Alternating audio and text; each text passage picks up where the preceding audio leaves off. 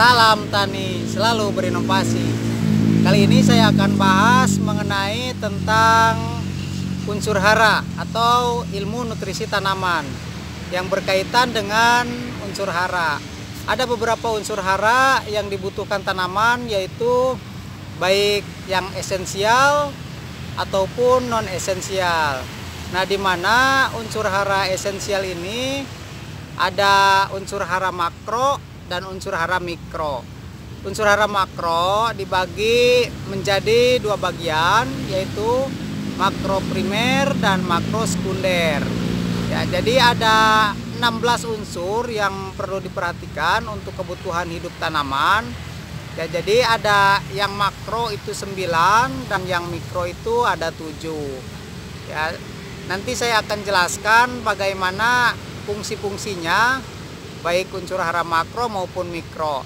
Nah, di sini sebagai unsur hara esensial, bisa dikatakan esensial apabila tanaman tidak mendapatkan unsur tersebut, dia tidak akan menyelesaikan siklus hidupnya. Ya, baik di vegetatif, misalkan dia tidak ada kalium, jadi hanya di vegetatif saja atau tidak berbuah. Ya, ataupun nanti dia tidak disuplai atau kekurangan ya kahat, misalkan kahat fosfor atau kahat nitrogen. Nah, itu dia akan kurus ya, seperti mana dia kurang makan tanaman itu. Ya, khususnya nanti saya akan bahas mengenai tentang nutrisi tanaman pada tanaman padi ya, lebih spesifik lagi bagaimana kebutuhannya, karena setiap tanaman itu nanti beda-beda ya. Di sini nanti ada unsur hara esensial, di mana unsur hara makro yang 9 unsur itu ya, termasuk yang 3 unsur itu disuplai dari alam ya, seperti karbon, hidrogen, dan oksigen. Itu kebutuhannya lebih besar dan masih gratis ya, dari alam disuplai secara langsung dan bisa dimanfaatkan oleh tanaman. Adapun untuk unsur hara makro yang primer seperti NPK ya, natrium, fosfor, dan kalium, itu rata-rata bisa diberikan 2 kali atau 3 kali dalam satu musim ya, ataupun secara berkala, bertahap.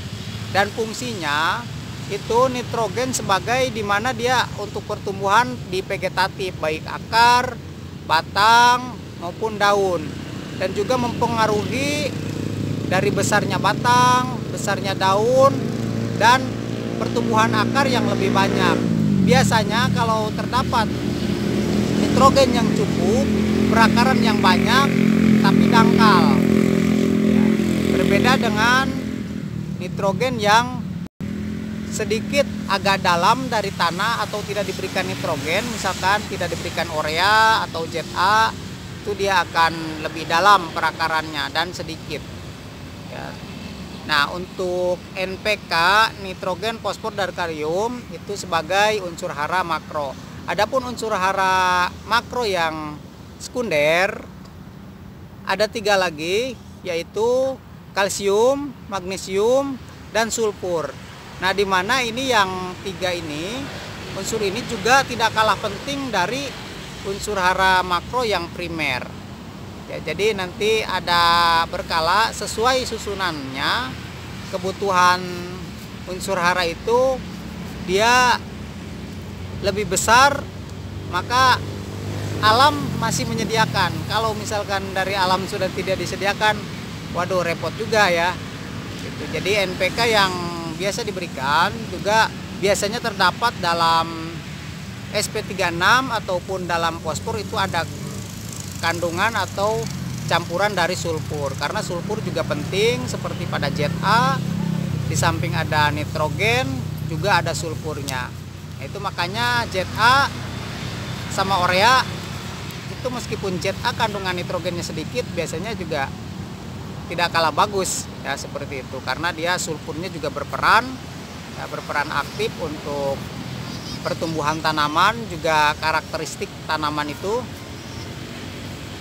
Nah, di situ selain unsur hara esensial, nanti juga ada unsur hara beneficial, di mana beneficial ini juga tidak kalah penting di tanaman padi, ya, termasuk salah satunya sudah umum ya, familiar, yaitu silika dan natrium biasanya yang sering digunakan pada tanaman padi, yaitu yang lebih familiar.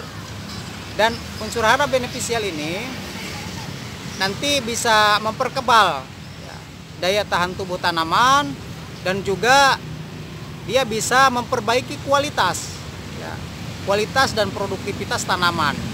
Nah, ada beberapa unsur hara yang sering digunakan beneficial ya pada tanaman padi, terutama silika. Selain juga digunakan untuk kekebalan tubuh, juga dia antisipasi terhadap hama dan penyakit. Sementara itu, ini untuk tahap dasar. Nanti saya akan bahas mengenai step-stepnya. Terima kasih, semoga bermanfaat. Saya meluangkan waktu sebentar ini di perjalanan. Ya, oke, semoga bermanfaat.